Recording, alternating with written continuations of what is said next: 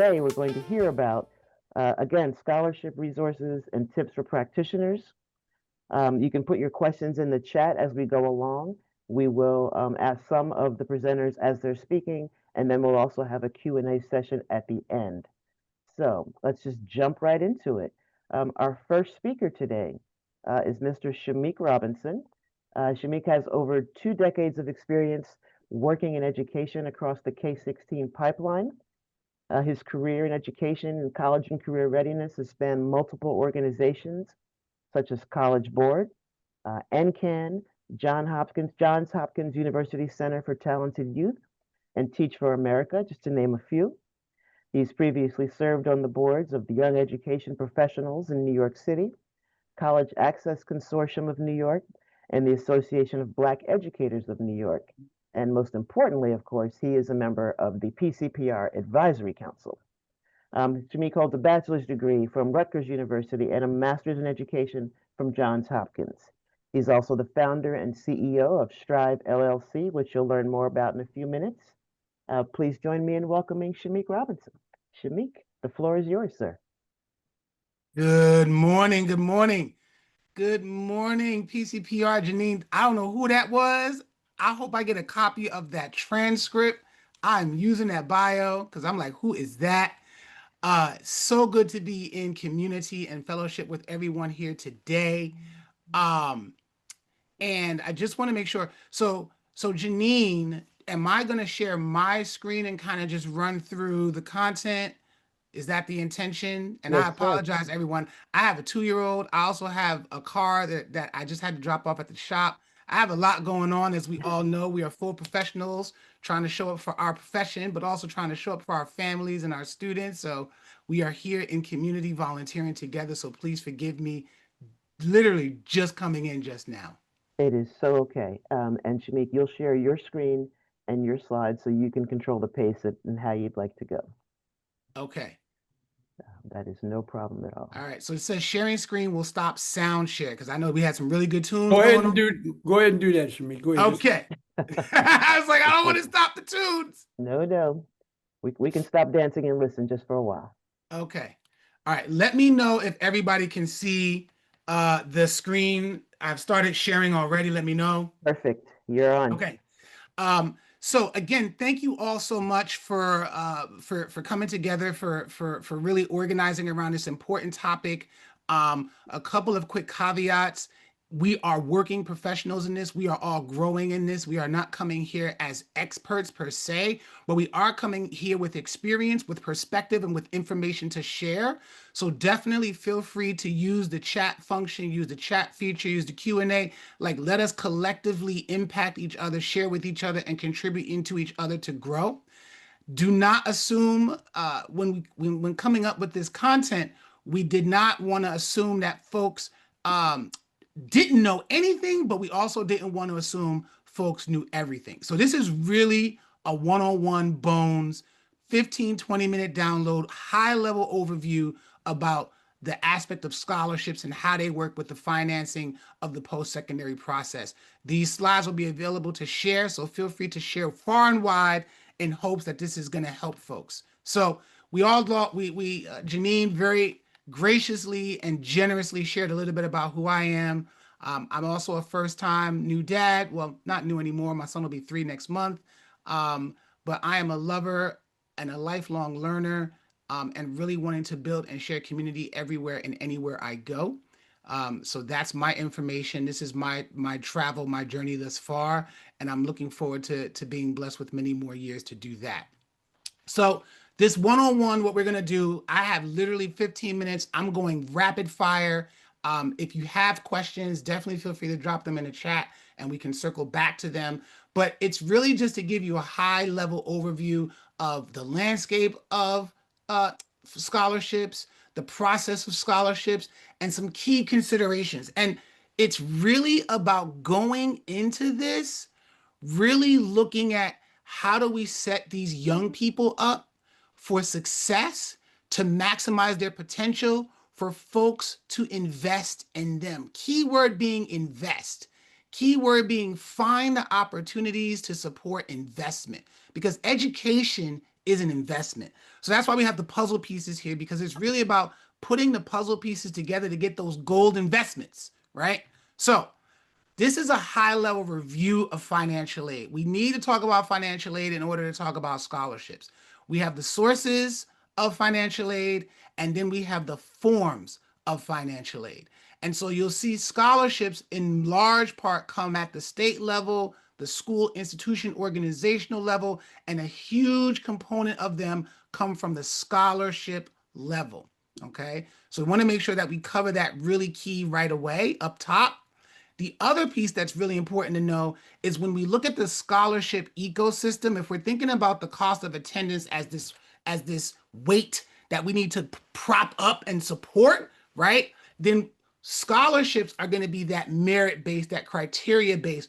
Why should folks with resources, why should organizations and foundations with dollars invest? Again, this is what we're talking about. Invest in our young people, in our scholars. So if you think about that cost of attendance as like the weight that needs to be supported, we have the grants, that's one leg of the stool, the loans, that's another leg of the stool, and then the scholarships, which is going to be that third leg of the stool.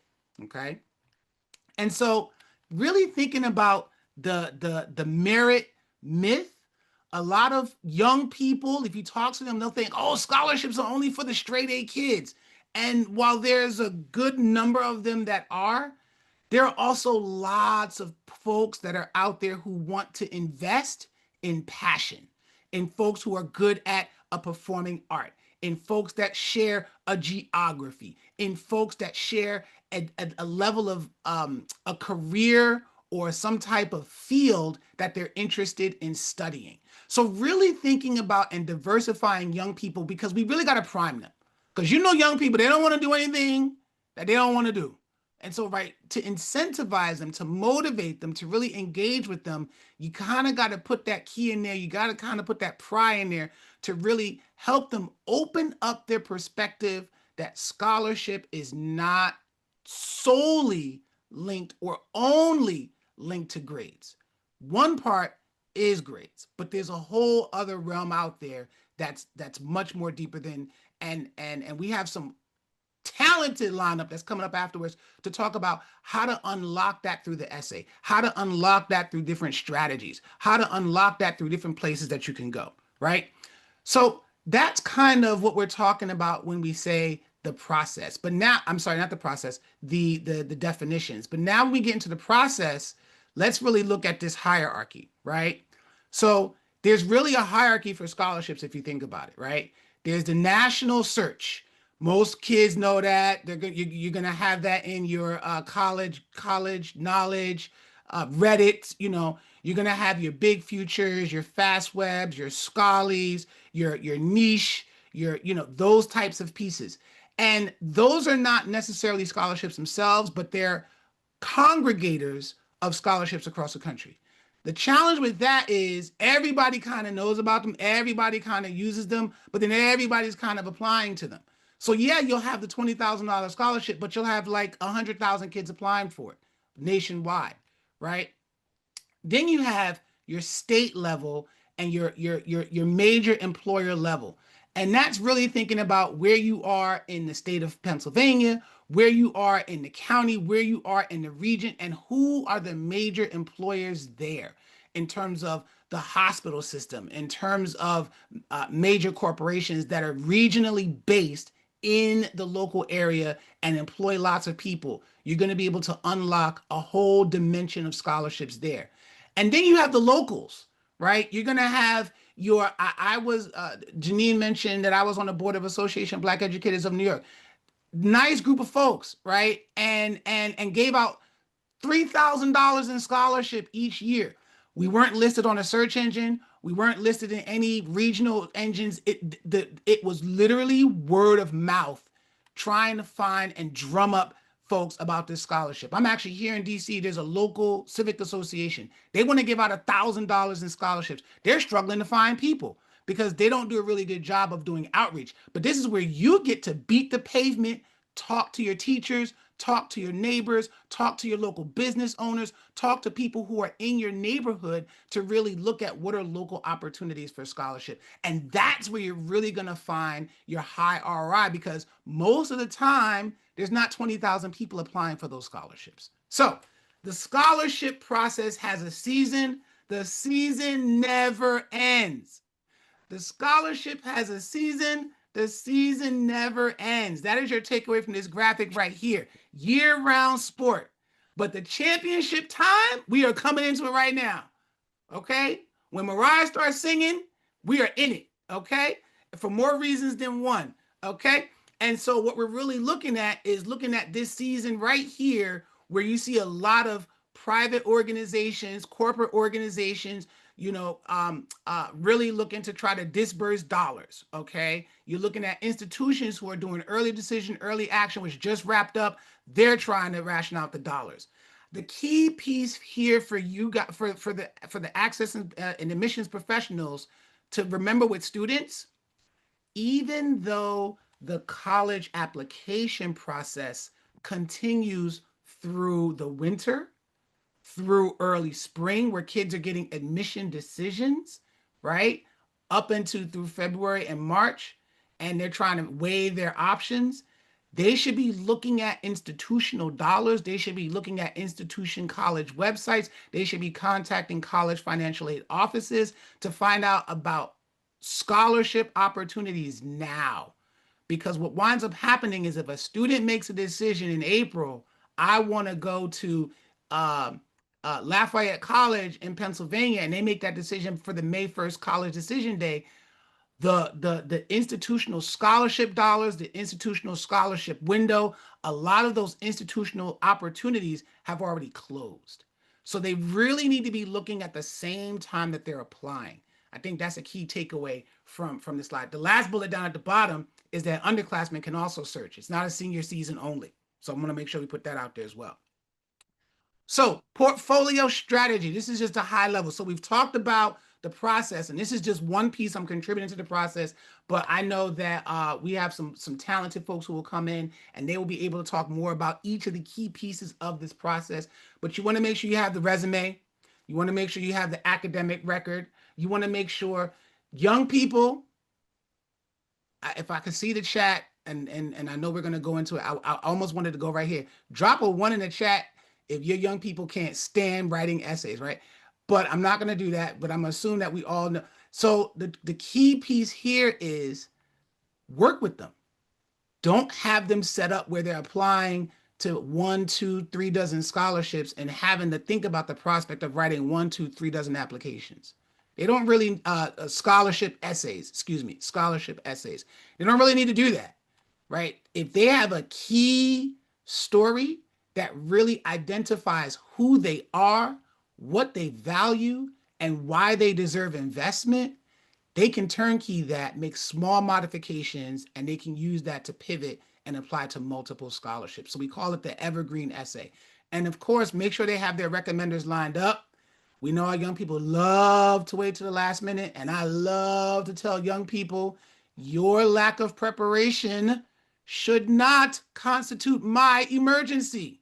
So please work with our young people to do that. And a good strategy is to have this all in a profile, in a portfolio that they can then carry throughout the season. That what? Always is happening. So, couple of key considerations. 1, scholarship displacement. Want to make sure that folks here just understand that this is a thing. It happens. And if young people aren't careful, they will find themselves down dollars. Okay. And that's when they get an external scholarship, they seek to apply it to the college takes it, and the college will then reduce their own aid, specifically the gift aid, grant aid, institutional aid, and then the student no longer sees a benefit for that external scholarship. So that's what we call displacement. So we really want to make sure that we're being transparent, that we're asking the college, that we're working with the college to really try to find colleges that don't participate in this or minimize this if possible. Another key piece is folks get really excited in senior year about the scholarship they're getting for the freshman year of college, and they forget that college is 4 years. And so are they thinking about one-time scholarship versus renewable scholarships. And so there's just an example right here. You get the 10K one time, that's nice. But if you get the 3K renewal, 3 times 4 is 12. So you're going to see that long term over time. So really looking at, are scholarships renewable? Can they renew it? Program it in, set it up so that they can maximize success. And then the last piece is really scholarships. People who give scholarships, they want to see return on investment. Okay, just like when you invest in somebody or you invest in something, you want to see the outcome of that investment. You want to know, how did this turn out? How did my money work? Right? Getting the money's act one, keeping the money's act two. So for young people, making sure that they understand that there's GPA requirements, that there's maybe major requirements.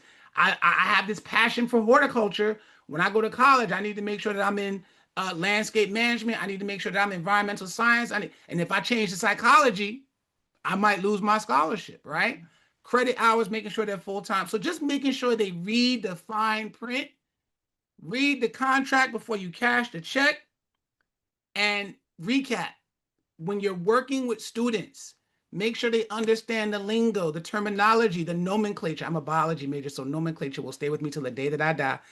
Um, you know, help them to start local, beating the local opportunities, flip the funnel. Okay. Seasons, watch the deadlines, be transparent about the displacement policies, and of course, have these young people check, recheck, and understand that's a lifelong skill. They're going to do scholarships, they're going to be buying cars, they're going to be buying houses, they're going to be investing. And so it's really important for them to understand what it is that they're actually signing up for, clear eyed, eyes wide open. How did I do on time, Janine and Team PCPR? You're perfect, sir. You're under time. Good, because I can talk. I like to run. But I wanted to pause because I saw the little indicator for the chat light up with some Q&A. I am going to stop sharing so I can see folks and folks can be see me, and we can go ahead and talk about it. Sure. I think, well, folks were applauding your slides, first of all. Oh, okay, finding good. them to be Good. really Okay. useful. Awesome. So, are there any questions at this point for Shamik? I actually have a question, but I'm going to let the audience come in with any. Let's see. Okay, here's a question. Is there an Excel tracker to keep track of all of these? So I don't specifically have one. There are several online tools. I believe if a student creates a College Board account, they can track them in Big Future. Mhm. I believe Naviance has a baked-in tool that can help students to manage and track that.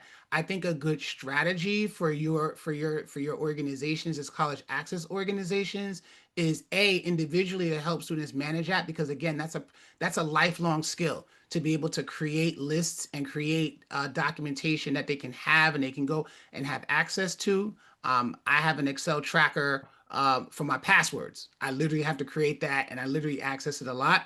I think another key recommendation is, as an organization, to create your own tracker across students. So as students are finding different opportunities, you can then warehouse that for use with successive cohorts of students.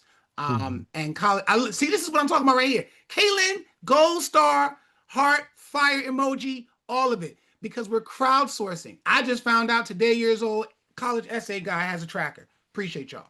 Candace has a tracker. EduDreamer. Appreciate y'all. And that's exactly why we're a network. Okay, we're going to keep going through the chat here. People are talking about creating their own trackers and where we can see them. Here's a question from Katie. How do you encourage students to continue applying for those, quote, small, unquote, scholarships, even when it doesn't seem to make a dent in the total cost? I think so, Katie, I think one way is to look at the cumulative impact and kind of use that visual. So like the slides, will share these slides, and you could literally sit down with a student and you could, use a version of slide 11 where you talk about so slide 11 is renewable versus one time, but you could talk about small cumulative versus large one time.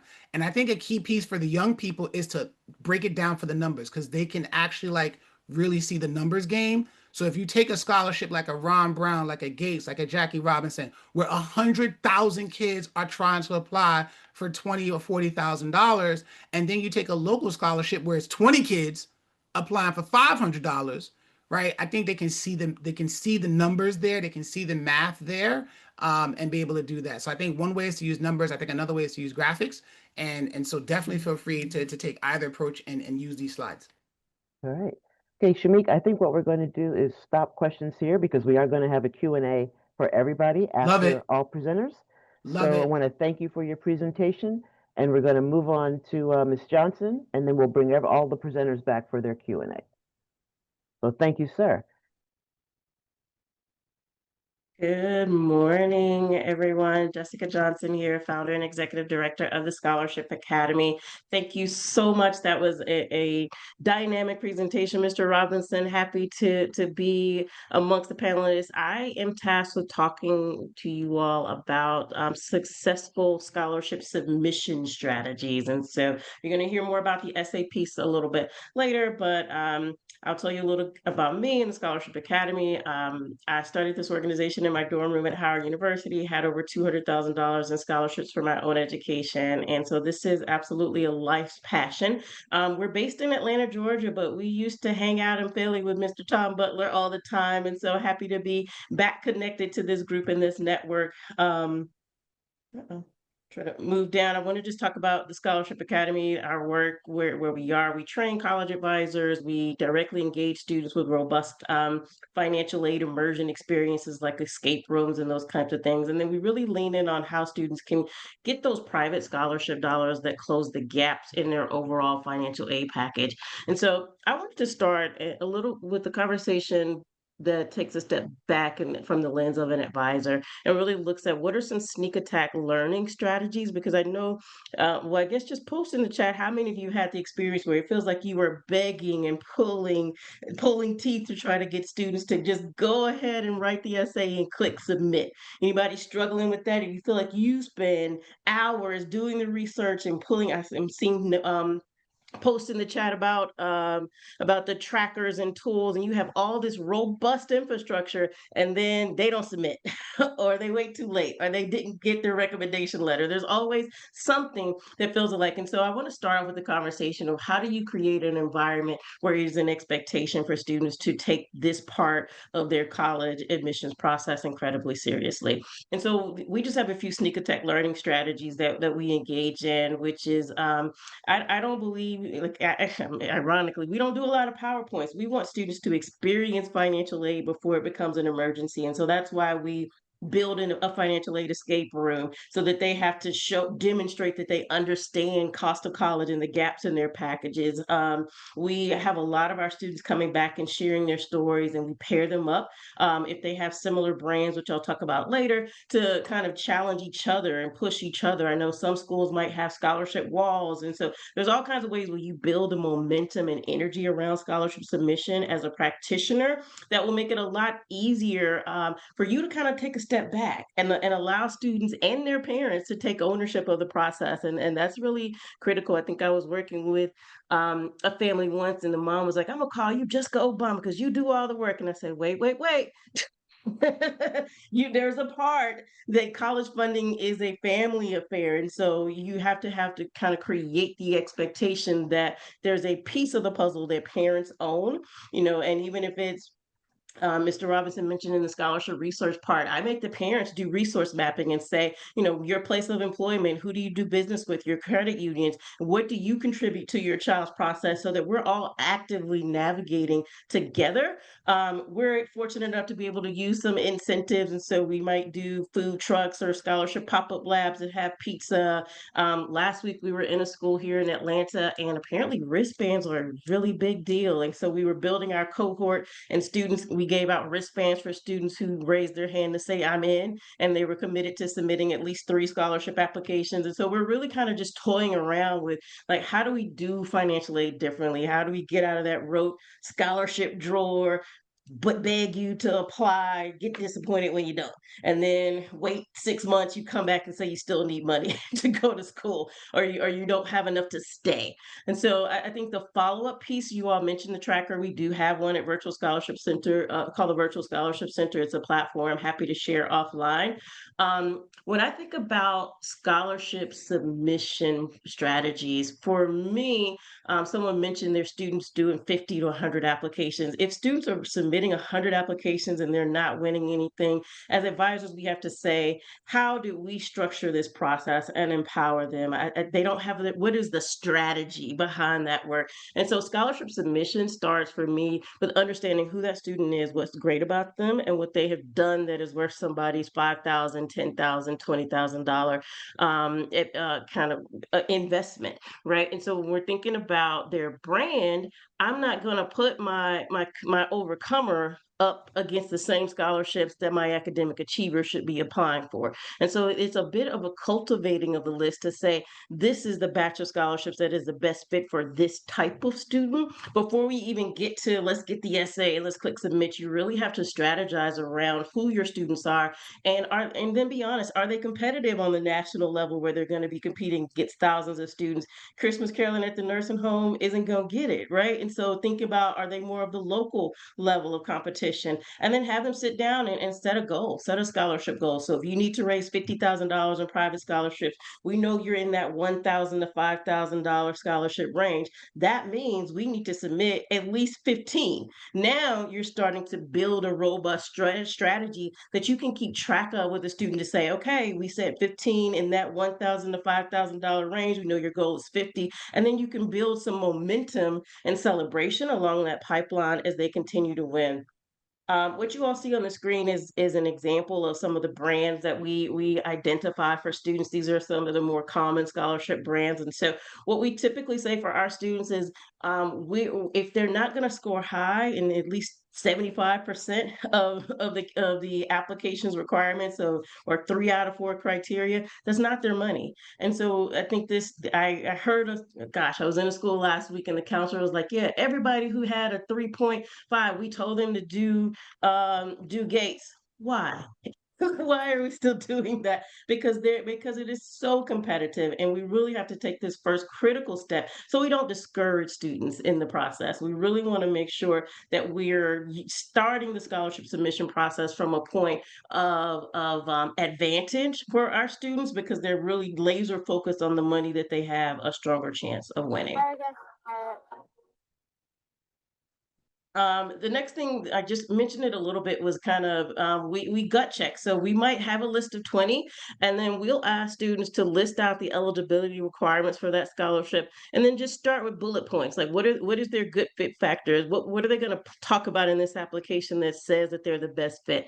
For us, this is an opportunity to make sure that they're talking about the right things in the right applications, and to make sure that we have kind of level set in terms of what level they're ready to compete on. And so if it is the society of the Philly chapter of the Society of Women Engineers, and they list cheerleading as a good fit factor, I'm going to say, yeah, probably not for this one. You being cheer captain is great, and that's dynamic and it shows leadership, but you're also the only girl on the robotics team. Don't you think Society of Women Engineers might want to know that, right? And so then that gives an opportunity to start cultivating what they're talking about and how they are positioning themselves to actually be competitive for those private scholarship dollars. And so this is my favorite. We really challenge our students to start thinking like a scholarship selection committee. I'm not a fan of free writing, because if you think about, I mean, just post, how many edits would you say you're typically spending with students to get to a solid draft, right? We know that they don't love essay writing, but if we start off with the free write, it's a long journey to win. That's where we want to begin our process, right? And so what we teach the students to do is, before you write a thing, do some research. Tell me what the organization cares about. What's their mission? Who's on the committee? Is it retired educators? Is it people in a fraternity or sorority group? And so now you can say, based off of this, this is what they're looking for. This is where I think I score. And now I can give specific points aligned with what that committee is looking for and build a robust essay around those specific points. This gets your first draft for students to be a much easier opportunity for you as an advisor to lean in with your experience and expertise to be able to tweak it and push them closer to a win. And so I like to say we can get the edits down to 2 if we really have a structure around the submission process that enables us to first make sure they're super eligible. Second, be clear before they start any draft, kind of that they're talking about the right things. And then third, that they are directly connecting to that scholarship organization, their values, and giving specific examples that are going to maximize the score. And so we spend a lot of time teaching students how to write to the score, and then we come back with the creative flair. Is there a theme you can push to it? Can you use shock factor? You know, there's a couple of techniques you can use to hook a scholarship committee and make them want to read your application. And so we spend a lot of time teaching them those steps. And what we find is by the time they're working on that third application, they're building their muscle. They're building their competitive essay writing muscle. This isn't a skill set that students are taught in English class. My number one rule is if you don't want to read it, neither do I. Don't bore me with your scholarship application. If I got to get through 50, I'm looking for a reason not to have to read your entire essay. And so when we challenge students to really go through a specific series of steps in the submission process, it really does create more value for them. It is in building their college level writing skills, which is going to be important. And then it really helps you take their application to the next level so that you can ensure that nobody's going to beat them for that particular award because they have really tailored it to what that organization is looking for specifically.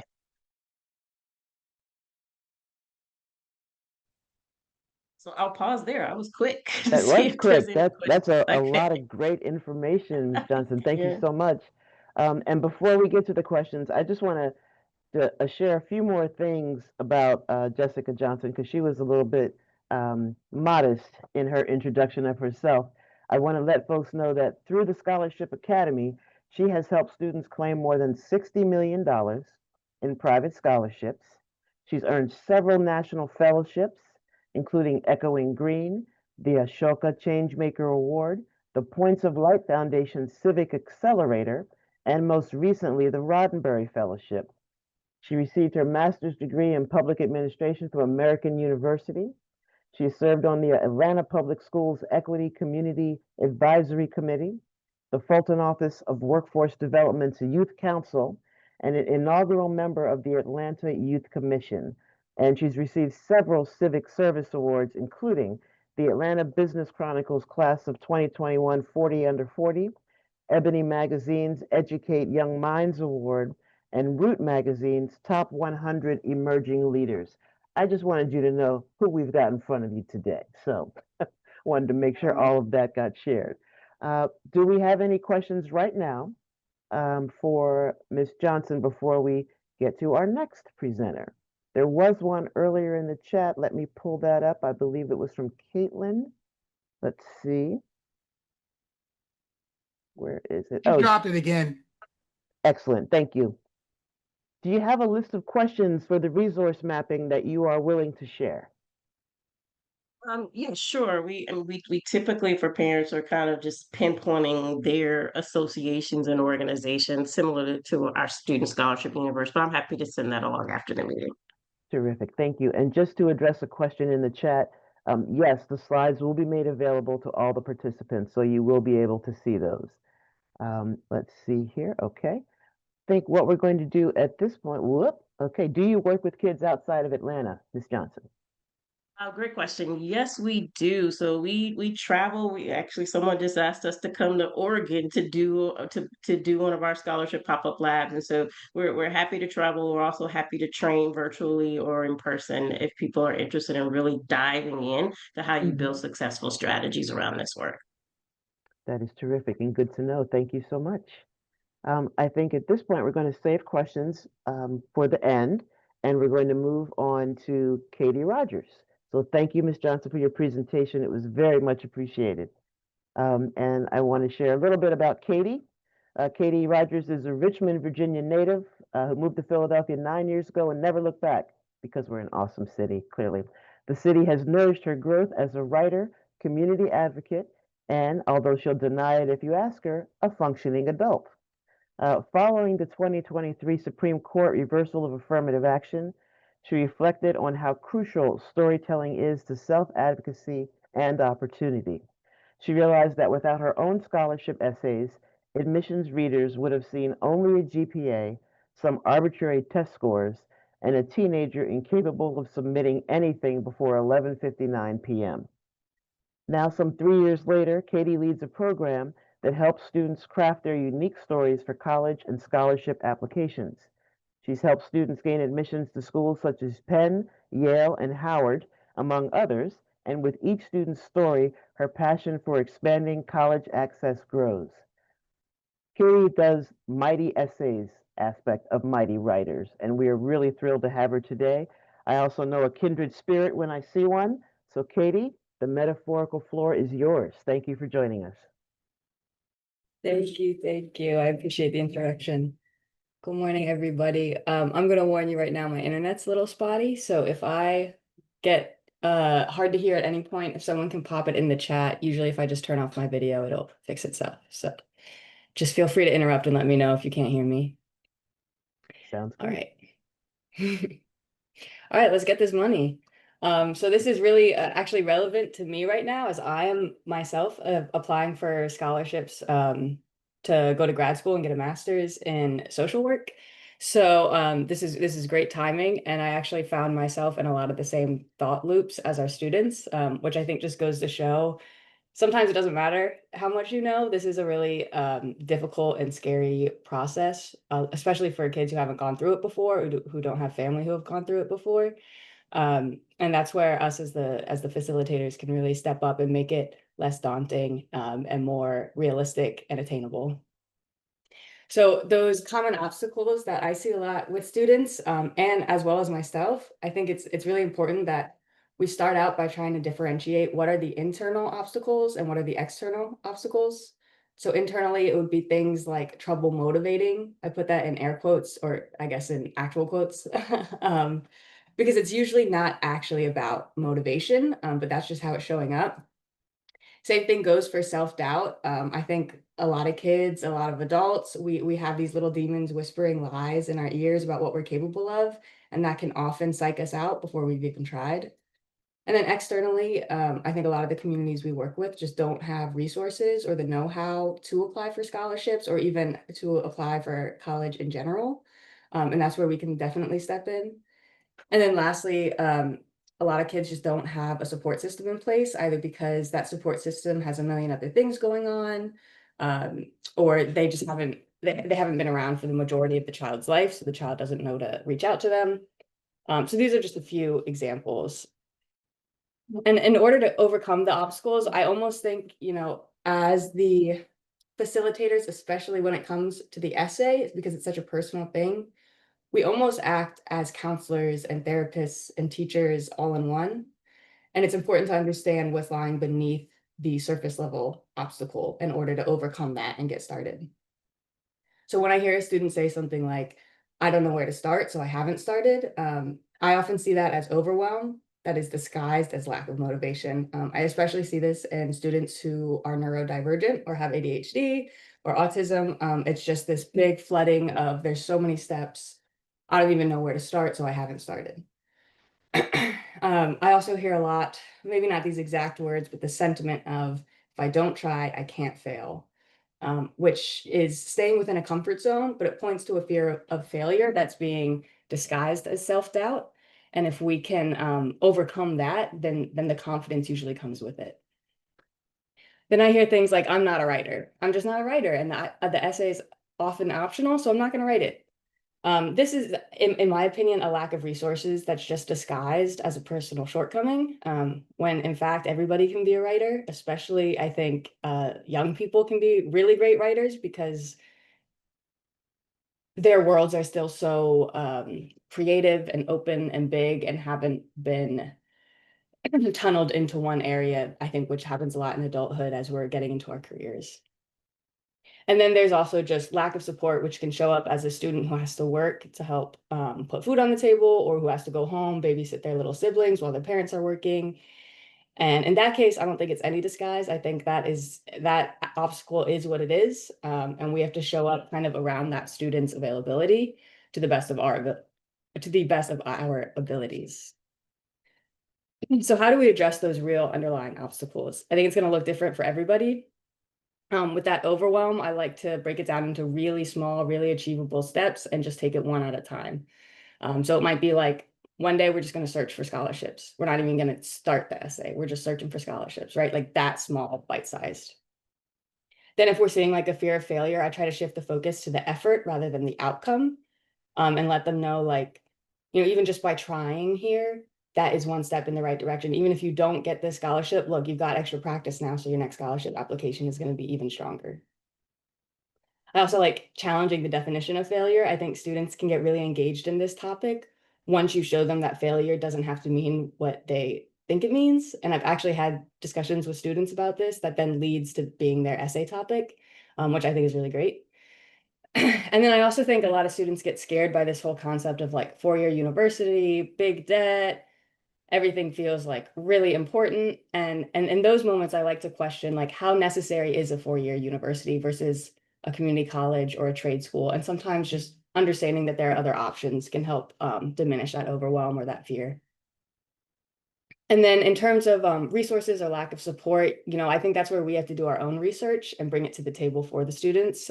So look at examples, and we'll share these slides later so you guys can click that link. And really go slow. I know Jessica said she doesn't like free writing. I'm gonna push back respectfully a little bit, and that I love free writing as a brain dump, not as a drafting exercise. So as a way to get all your ideas out on paper, but not necessarily as a first draft. If you're gonna do a free write, I think it should be no more than 5 minutes. And I think the number one rule should be you cannot lift your pencil off the page. You're just getting things out and getting over that initial hump of trying to get started. But Jessica, if you disagree, I invite that as well. Okay, so specific to a college or scholarship essay, these things should be true for both. What we really want to help a student do is directly address the prompt. We should have a very clear idea of what their answer is for what the prompt is asking. It should be super specific to the student. So for me, when I was applying to colleges, I initially wrote an essay about a horse girl. Even though I was not a horse girl, I just thought that's what like people wanted to see from me. I thought that's what college admissions readers would want to see, is like a very put together, prim, proper little girl, which was not actually my experience at all growing up. Luckily, I threw that essay in the trash and then wrote one that was specific to me. But that's kind of what I mean, is telling like a real story for that student and not for what they think people would want to see. It should also create a narrative. It shouldn't just be a persuasive essay or an informative essay. There should be a storytelling component. It should have some vulnerability in it. We should be able to feel who this student is and kind of what they're feeling as they're taking us through the story. And then it should have a good balance of confidence and humility. Common mistakes I see is repeating the essay prompt exactly, which we certainly want to avoid if word count is an issue, if we're trying to keep that low. We want to avoid cliches unless it's like a very nuanced use of a cliche, which honestly, I just think that's really hard to do for anyone, let alone young writers. And then while we want to be vulnerable, we want to be careful about oversharing personal information, especially if it doesn't relate to the prompt. And in that same vein, over-relying on sympathy. We can certainly get some sympathy from college admissions readers, but we don't want to rely on that as the reason we would be admitted to a school or the reason we would get awarded a scholarship.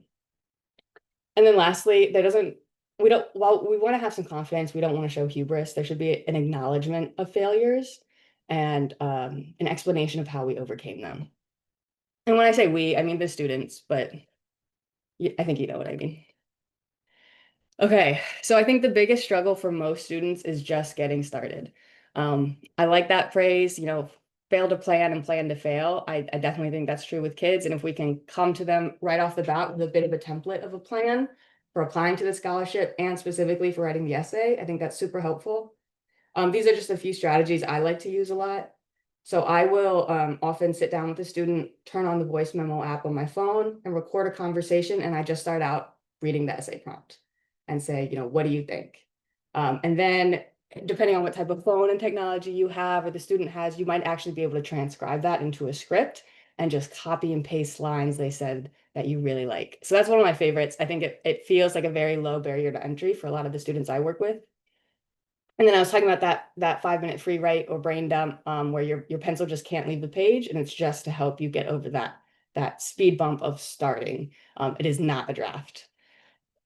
I also think one strategy is just to ignore the prompt, at least initially, and let the student tell you, what are they passionate about? What do they think they could actually write 500 words about? And then see if there's a prompt that fits with that topic. I always think we got to outline, we got to plan first and draft later. Kind of in the same vein as what Jessica was saying, you can get a lot of the work done, a lot of the writing done just in your planning, and then it's almost just plugging different lines into different sections on the page. And this last bullet is supposed to say first draft, not as a brain or brain dump, not as a first draft. And I must not have had my coffee when I wrote that. But yeah, not a first draft as a brain dump, just a brainstorming exercise.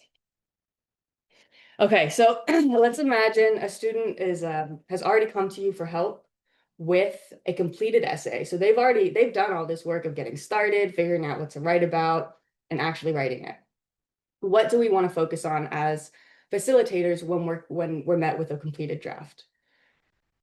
Firstly, in my work, we see a lot of students submit drafts that might not be structured super well, might have a lot of great content, but also might have a lot of spelling errors. So in those cases, I would always recommend we focus on macro feedback before micro feedback.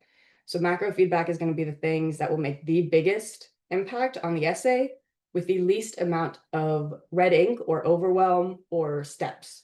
So this would be things like just focusing on structure, which obviously will have to break down into more steps. But I think a student hearing, oh, I only have to work on one thing, structure, feels way less overwhelming than seeing, a million red marks on the page because of spelling errors, which honestly, spelling errors aren't going to make a huge difference in your applications because they can see, these readers can see your English reading and writing skills from your GPA and from your test scores. That's not the point of the essay, at least from what I've heard.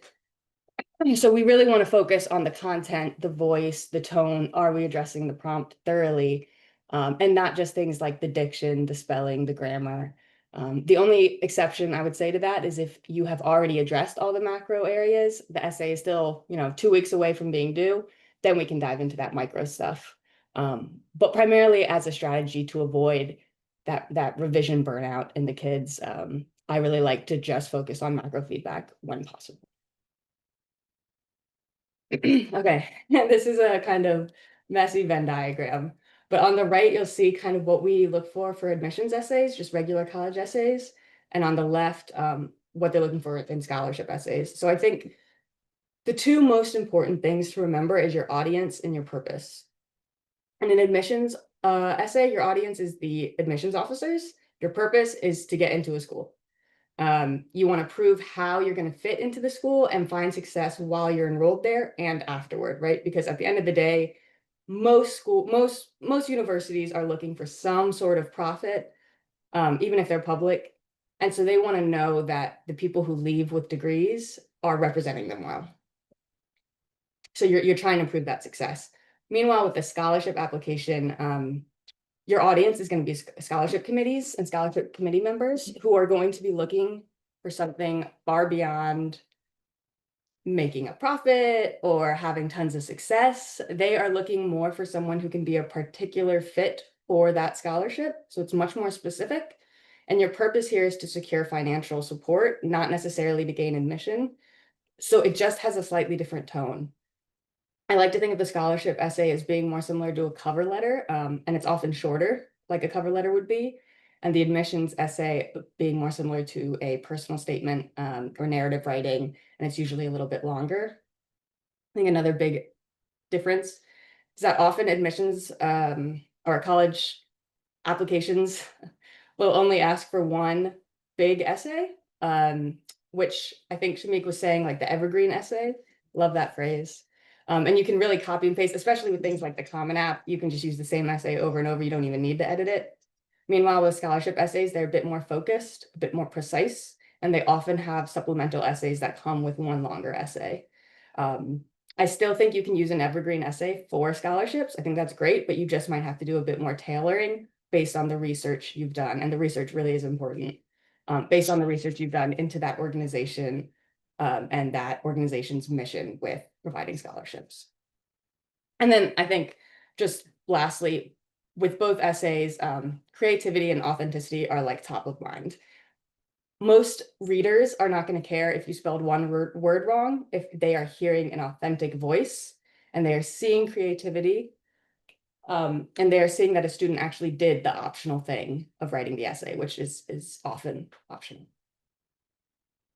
Okay, so here's just a few samples that I've seen repeated a few times this year. And some of the things that I think my students have kept in mind. I have a couple students who wrote essays, tell us about a time one of your beliefs was challenged, that last bullet. And what they did really well was focused on the insights they gained from that challenge rather than the turmoil they felt during it. They did write a little bit about, that kind of inner turmoil, but they primarily focused on the insights gained, on the growth they experienced as a result, as a whole person, as well as in that specific area. And a willingness to engage with diverse topics, people, opinions. Those are all things that most scholarship committees really love to see, along with like a commitment to service or something like that. Okay, I think I was not looking at the time, but I want to say I was good on time. Maybe. You were great on time, Katie. Thank you so much. Awesome. I'll exit out here. Cool. Yeah. And I think what we're going to do at this point is to sort of spotlight the four of you, the three of you rather. Hello. Mightn't have coffee this morning either, apparently. And we're going to go to some questions. So if you have some additional questions, you can go ahead and put them in the chat. And I actually have a couple that I've been saving up to get us started. So let's see. Shamik, I'll start with you. And you give a lot of great information and resources for folks to dig into. And I can imagine that we love it, but some heads are spinning, right? So in terms of where would you suggest, especially a newer practitioner, start in terms of just where do I even go to find some scholarships that my students might look at? Great question. I think, and part of modeling by example, I think nationally, Big Future is a legitimate aggregator of scholarships that are kind of like big name, and then also like some local smaller regional ones. I think a key piece to share with any new practitioners and a reminder for existing practitioners, because again, we've already walked the path that our young people are trying to walk.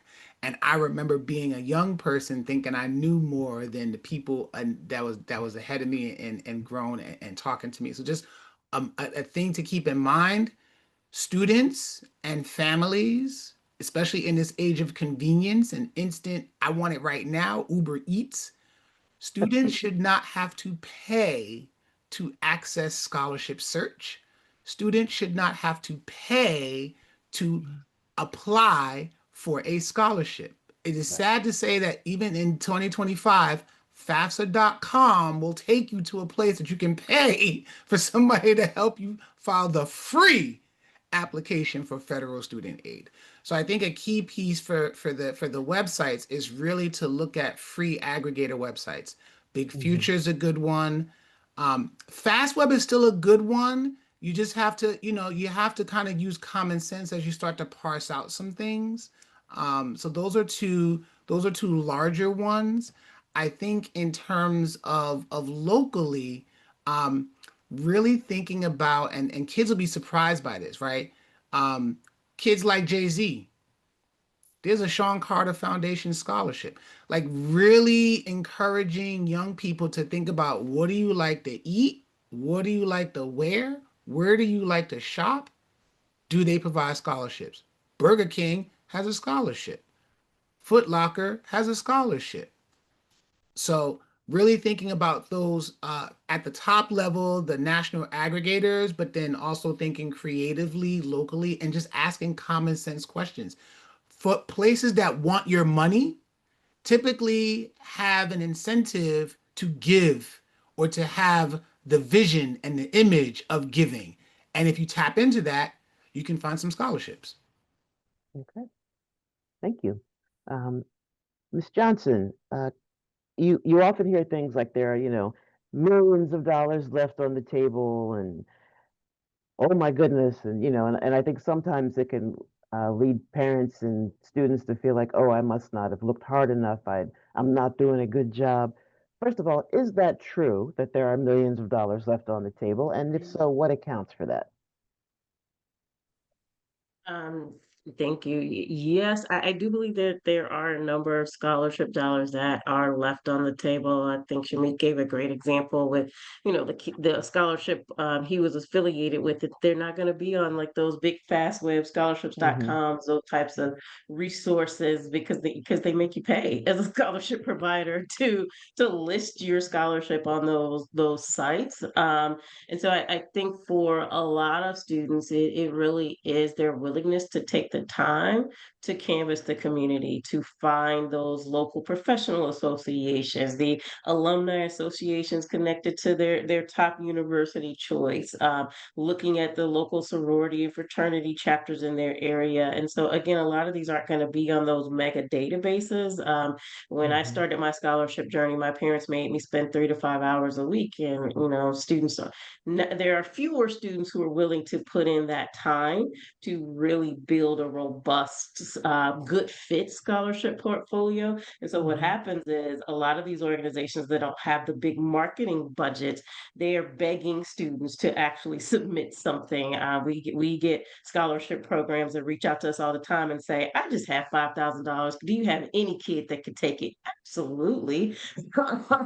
And so I think that as a community, we should start really compiling those resources and making sure that our students have easier access to some of Hmm. those opportunities, so that they don't get frustrated and shut down. I mean, I personally have tried to give away money, and it is, oh, like, I wrote the application with you in mind. You're really not going to take the time to do this? Like, what do you mean? Yeah. And so I think that it is a mindset shift for students and families first, but it is also a commitment of time and effort to make sure that those resources aren't left behind. Mhm. Thank you. Katie, a question for you. Mighty Writers is fairly well known in Philly. Mighty Essays is a newer component. How do students typically find you? It's a lot of word of mouth these days. Initially, there was partnering with you guys. I think we had a 12 plus involved at some point. Mhm. Like a dozen others, I'm forgetting, honestly. So it's a lot of word of mouth, and honestly just CBOs coming together and sharing resources. I think that's an undersold part of our work, is actually working together. I know there's Mhm. only so much grant money out there for things like this, but we make the most of it when we work together, I think. So yeah, mainly word of mouth. When one student writes a successful college essay and then goes and tells their siblings or their classmates, that's really how it gets around, I think. And we saw 20-ish students the first year, 50 last year, and we've had 50 sign up so far this year. And we Mhm. stay open till February. So I Okay. think it's working. And do you need volunteers or, if Yeah, we someone do we said, do hey, I wanted typically. to help, how would they go about doing that? Yeah, they would just sign up to volunteer with us. I will say it is one of our most popular volunteer programs since it is accessible from anywhere, being that it's virtual. So Hmm. currently we can't take more volunteers because we have about a 2-to-1 ratio of volunteers to Wow. students. Um, so that's a really great thing. If for anyone out there who's trying to create more programming, free programming for students, if you can make it as accessible as possible for both volunteers and students, you will not have too many staffing issues, I think. People love the remote opportunities. Mhm.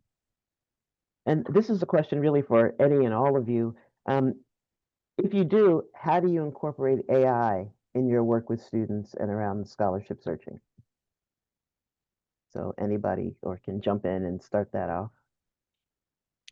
I'll say with essays, that's becoming very common that you'll see students turning to Mr. or Mrs.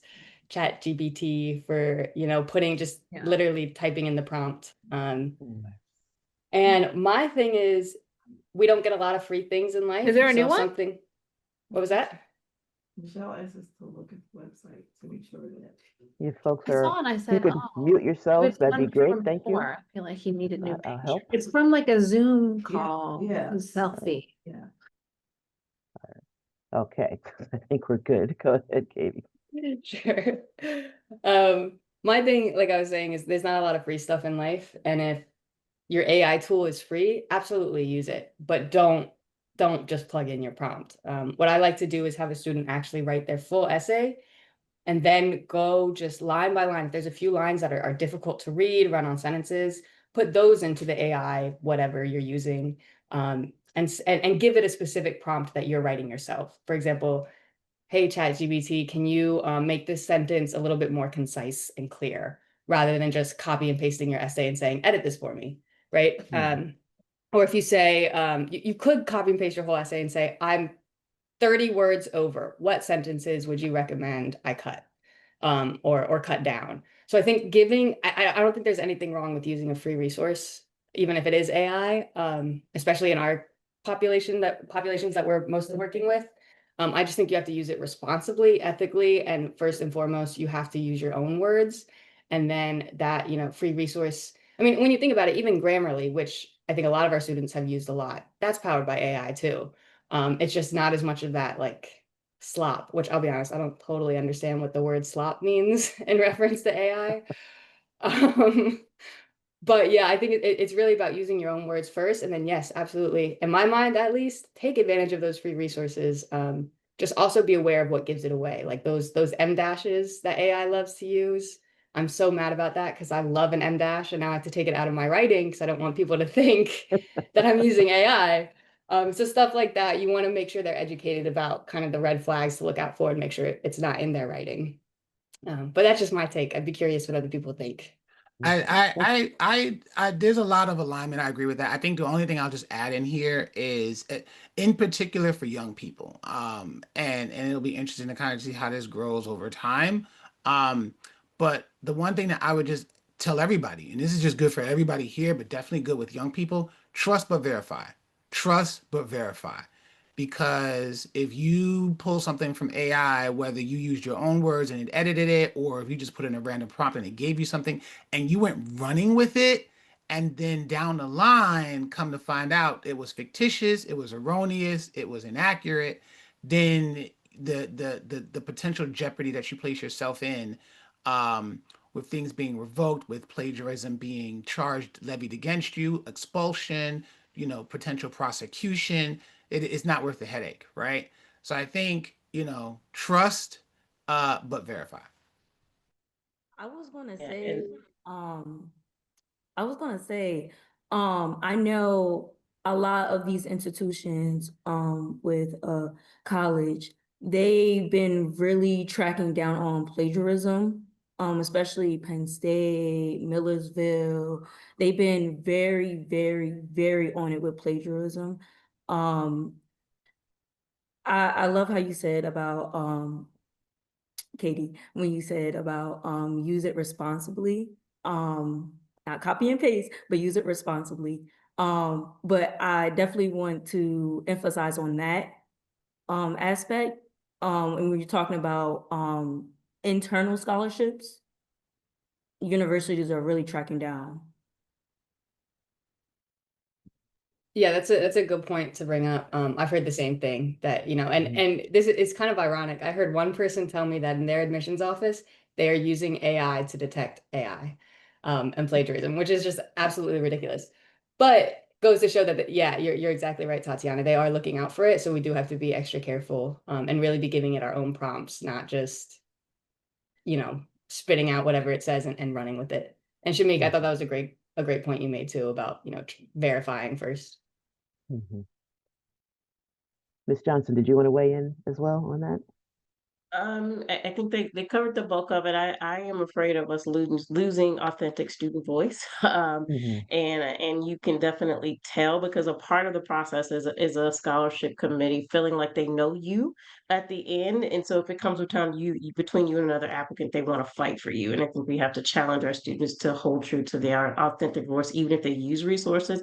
I was on a national scholarship selection committee last year, and one of the requirements was students' resiliency, and they viewed use of AI as them being resourceful. And so we weren't allowed to take points off, but just to notate it in our scoring. And so there's this delicate dance that you have to do with what that looks like in student applications. But of course, it's very very noticeable. I'll say for Scholarship Academy, we are starting to use chatbots to support our students and answer some of the more frequently asked questions. And it is actively learning as we're navigating through it, have just really seen that accelerate our ability to support more students in a meaningful way. Thank you for those comments. And actually, as I look through the chat, I see people responding to each other or responding to things that you've said, but no more questions, I think, at this point. So with that, I think we're going to end it here. I want to just thank you so much for joining us today. I think this has been amazing information. Yeah.